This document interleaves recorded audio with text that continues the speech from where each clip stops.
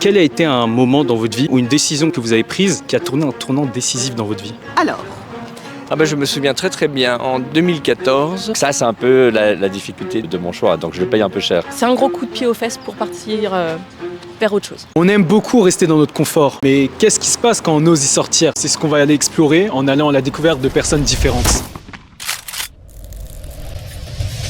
Est-ce que vous avez pris des risques dans votre vie? Beaucoup. Oui. Notamment, j'ai démissionné il n'y a pas très longtemps d'un ancien travail où j'étais depuis 8 ans. Et aujourd'hui, voilà, je suis dans une autre structure. J'ai pas tout réappris à zéro, mais en tout cas, il a fallu que je réapprenne énormément de choses.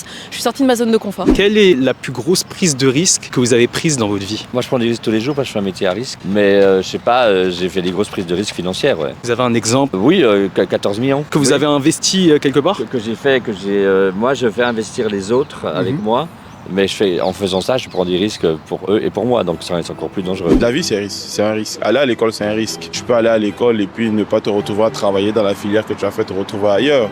Donc ça reste un risque. La vie, tout est risqué, je pense. Se marcher même là sur les champs, c'est risqué. Une voiture peut te percuter. Donc si tu te bouges pas, que tu te dis, je préfère rester dans la sécurité. Généralement, tous ceux qui sont milliardaires aujourd'hui, ils ont risqué quelque chose. Si vous deviez donner là le plus gros risque que vous avez pris dans votre vie? Ouais. Je devrais arrêter de fumer, c'est pas le cas. Ah, qu'est-ce qui vous donne envie de prendre cette prise de risque tous les jours, au lieu de vivre une vie qui est plutôt qui est confortable? Ça, c'est une bonne question. Ah oui, en effet, moi, je suis contre le système figé. Je suis indépendant à tous les niveaux, y compris sur la santé. Je trouve débile qu'on ait des assurances maladie. On ne devrait pas avoir d'assurance maladie. On devrait s'occuper de soi-même, de sa propre santé, et aller que dans les cas difficiles, avoir une sécurité, si vous voulez. Donc moi, je suis complètement un mec libre. Du coup, le risque fait partie constamment de ma vie, quoi. Pour vous, c'est quoi le succès? Le succès. Le succès, en fait, c'est pas ce que je croyais. C'est en plus aujourd'hui, les jours actuels, je me dis avoir un toit, manger, pas avoir de problème d'argent, pouvoir subvenir aux besoins quotidiens, c'est déjà un succès de s'en sortir. Le succès pour moi, c'est avoir découvert le chemin de pourquoi on est là et comment fait-on pour être à la hauteur du chemin qui est le nôtre ici sur cette terre. Wow. Ça va avoir un but dans la vie finalement. Ah ben oui, tout à fait. Ça n'a rien à voir avec l'argent pour vous. L'argent, c'est le bonus, c'est-à-dire l'argent, c'est pas ce qui fait forcément le succès. Non. Le succès, c'est d'être heureux. Je dirais pas le succès, je dirais réussir même. Réussir, c'est une suite de succès et faire des choses qui te plaisent, d'être heureux, d'être bien dans ta tête, d'être bien dans ta conscience. Je peux te dire que peut-être Bill Gates, là où il est, il trouve pas qu'il a réussi peut-être. Est-ce que vous avez réussi du coup? Moi, pas encore.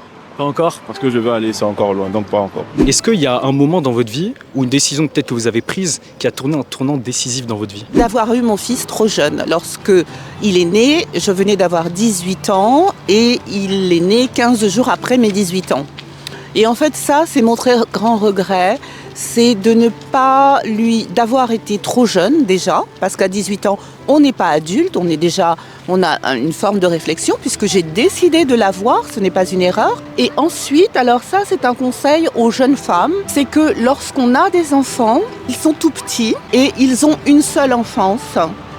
Et on ne peut pas revenir en arrière. Quel a été un moment dans votre vie ou une décision peut-être que vous avez prise qui a tourné un tournant décisif dans votre vie? Le jour où je me suis accoquiné avec une femme remarquable, avec qui j'ai partagé ma vie pendant une trentaine d'années et qui m'a beaucoup fait progresser intellectuellement et spirituellement, et qui est morte dans mes bras il y a presque une vingtaine d'années maintenant. C'était un tournant très décisif parce qu'elle était un peu folle aussi. Vous voyez ?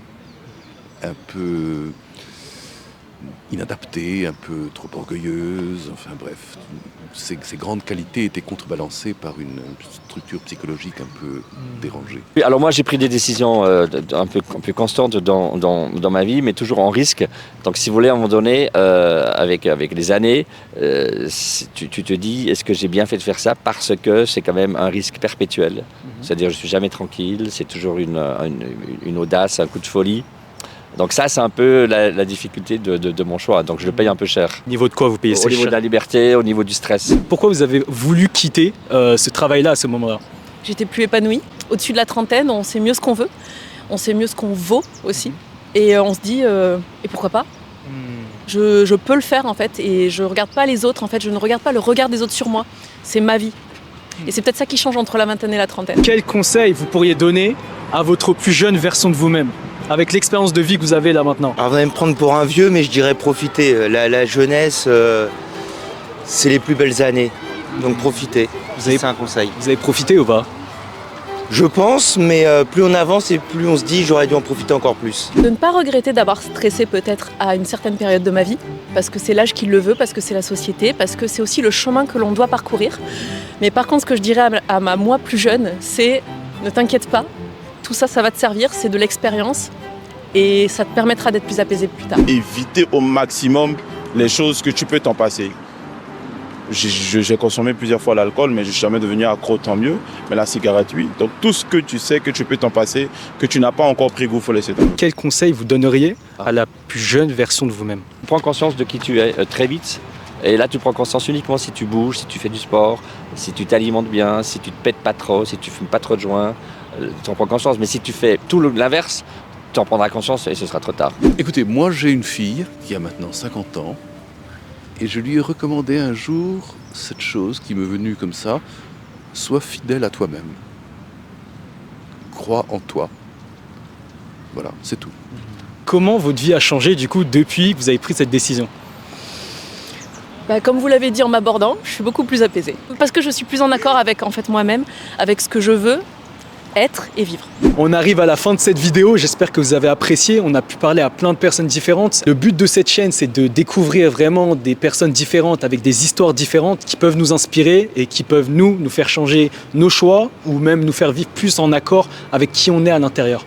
Du coup, merci d'avoir regardé, on se retrouve la semaine prochaine.